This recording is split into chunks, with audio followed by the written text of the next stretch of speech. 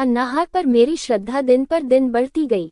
Salt की पुस्तक ने आहार के विषय में अधिक पुस्तकें पढ़ने की मेरी जिज्ञासा को तीव्र बना दिया। जितनी पुस्तकें मुझे मिली मैंने खरीद ली और पढ़ डाली।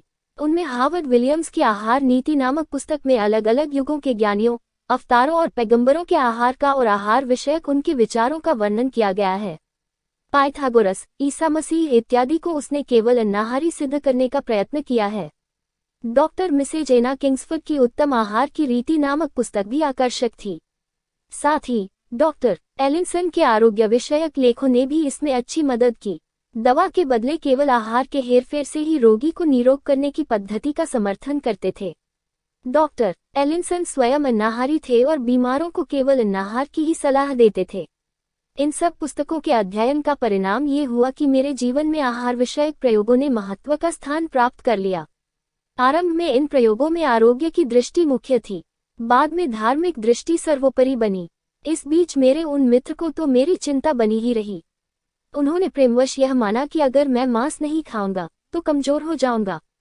यही नहीं बल्कि मैं बेवकूफ बना रहूंगा, क्योंकि अंग्रेजों के समाज में घुल मिल ही न सकूंगा। वे जानते थे कि मैं अन्नाहार विषयक पुस्तकें पढ़ता रहता हूँ।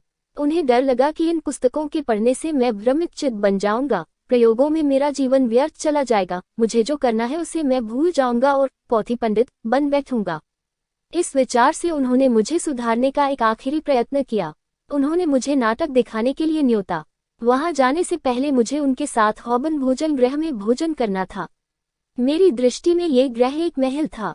विक्टोरिया होटल छोड़ने के बाद ऐसे गृह में जाने का मेरा ये पहला अनुभव था। विक्टोरिया होटल का अनुभव तो निकम्मा था, क्योंकि ऐसा मानना होगा कि वहां मैं बेहोशी की हालत में था। सैकड़ों के बीच हम दो मित्र एक मेज के सामने बैठे। मित्र ने पहली प्लेट मंगाई, वो सूप की थी।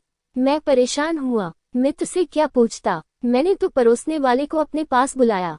मित्र समझ गए, चिढ़कर मुझसे पूछा, क्या है? मैंने धीरे से संकोचपूर्वक कहा, मैं जानना चाहता हूँ कि इसमें मांस है या नहीं। उद्धरण चिन्ह। ऐसे गृह में ये जंगलीपन नहीं चल सकता। अगर तुम्हें अब भी यही किचकिच करनी हो तो तुम बाहर जाकर किसी छोटे से भोजन गृह में खा लो और बाहर ही मेरी राह देखो। मैं इस प्रस्ताव से खुश होकर उठा और दूसरे भोजनालय की खोज में निकला। पास ही एक अन्नाहार वाला भोजन गृह था, पर वह तो बंद हो चुका था। मुझे समझना पड़ा कि अब क्या करना चाहिए। भूखा रहा। हम नाटक देखने गए। मित्र ने उक्त घटना के बारे में एक भी शब्द मुंह से न निकाला। मेरे पास तो कहने को था ही क्या, लेकिन ये हमारे बीच का अंतिम मित्र युद्ध था। न हमारा संबंध टूटा, न उसमें कटुता आई। उनके सारे प्रयत्नों के मूल में रहे हुए प्रेम को मैं पहचान सका था। इस कारण विचार और आचार की भिन्नता के रहते हुए भी उनके प्रति मेरा आदर बढ़ गया। पर मैंने सोचा कि मुझे उनका डर दूर करना चाहिए। मैंने निश्चय किया कि मैं जंगली नहीं रहूंगा, सभ्य के लक्षण ग्रहण करूंगा और दूसरे प्रकार से समाज में समरस होने योग्य बनकर अन्नाहार की अपनी विचित्रता को छिपा लूंगा। मैंने सभ्यता सीखने के लिए अपनी सामर्थ्य से परे का और छिछला रास्ता पकड़ा। विलायती होने पर भी बंबई के कटे सिले कपड़े अच्छे अंग्रेज समाज में शोभा नहीं देंगे। इस विचार से मैंने आर्मी और नेवी स्टोर में कपड़े सिलवाए। 19 शिलिंग की उस जमाने के लिहाज से तो ये कीमत बहुत ही कही जाएगी। चिमनी टोपी सिर पर पहनी। इतने से संतोष न हुआ तो बॉन्ड स्ट्रीट में, जहां शौकीन लोगों के कपड़े सिलते थे, 10 पाउंड पर बत्ती रखकर शाम की पोशाक सिलवाई। भोले और बादशाही दिल वाले बड़े भाई मैंने दोनों जेबों में लटकाने लायक सोने की एक बढ़िया चेन मंगवाए और वह मिल भी गई। बड़ी बधाई टाई पहनना शिष्टाचार में शुमार न था, इसलिए टाई बांधने की कला हस्तगत की। देश में आईना हजामत के दिन ही देखने को मिलता था, पर यहाँ तो बड़े आईने के सामने खड़े रहकर ठीक से टाई बांधने में और बालों में पट्टी डालकर सीधी मांग निकालने में रोज लगभग 10 मिनट तो बर्बाद होते ही थे। बाल मुलायम नहीं थे, इसलिए उन्हें अच्छी तरह मुड़े हुए रखने के लिए ब्रश झाड़ू ही समझिए के साथ रोज लड़ाई चलती थी। और टोपी पहनते तथा निकालते समय हाथ तो मानो मांग को सहेजने के लिए सिर पर पहुंच ही जाता था और बीच बीच में समाज में बैठे बैठे मांग पर हाथ फिराकर बालों को व्यवस्थित रखने की एक और सभ्य क्रिया बराबर चलती ही रहती थी। पर इतनी टीमटाम ही काफी न थी। अकेली सभ्य पोशाक से सभ्य थोड़े ही बना जा सकता था। मैंने सभ्यता के दूसरे कई बाहरी गुण भी जान लिए थे और मैं उन्हें सीखना चाहता था। सभ्य पुरुष को नाचना जानना चाहिए। उसे फ्रेंच अच्छी तरह जान लेनी चाहिए, क्योंकि फ्रेंच इंग्लैंड के पड़ोसी फ्रांस की भाषा थी और सारे यूरोप की राष्ट्रभाषा भी थी। और मुझे यूरोप में घूमने की इच्छा थी। इसके अलावा सभ्य पुरुष को लच्छेदार भाषण करना भी आना चाहिए। मैंने नृत्य सीखने का निश्चय किया। एक कक्षा में भर्ती हुआ। एक सत्र के करीब 3 पाउंड जमा किए। कोई 3 हफ्तों में करीब 6 सबक सीखे होंगे। पैर ठीक से तालबद्ध पड़ते न थे। पियानो बजता था, पर वह क्या कह रहा है कुछ समझ में न आता था। 1 2 3 चलता, पर उसके बीच का अंतर तो वह बाजा ही बताता था, जो मेरे लिए अगम्य था। तो अब क्या किया जाए? अब तो बाबाजी की बिल्ली वाला किस्सा हुआ। चूहों को भगाने के लिए बिल्ली, बिल्ली के लिए गाय, यो बाबाजी का परिवार बड़ा, उसी तरह मेरे लोग का परिवार भी बड़ा।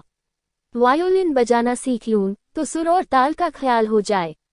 3 पाउंड वायोलिन खरीदने में गंवाए और कुछ उसकी शिक्षा के लिए भी दिए। भाषण करना सीखने के लिए एक तीसरे शिक्षक का घर खोजा। उन्हें भी एक गिन्नी तो भेंट की ही। बेल की स्टैंडर्ड एलोक्यूशनिस्ट पुस्तक खरीदी। पिट का एक भाषण शुरू किया। इन बेल साहब ने मेरे कान में घंटी बेल बजाई। मैं जागा। मुझे कौन इंग्लैंड में जीवन बिताना है? लच्छेदार भाषण करना सीखकर मैं क्या करूंगा? नाच नाचकर मैं सभ्य कैसे बनूंगा?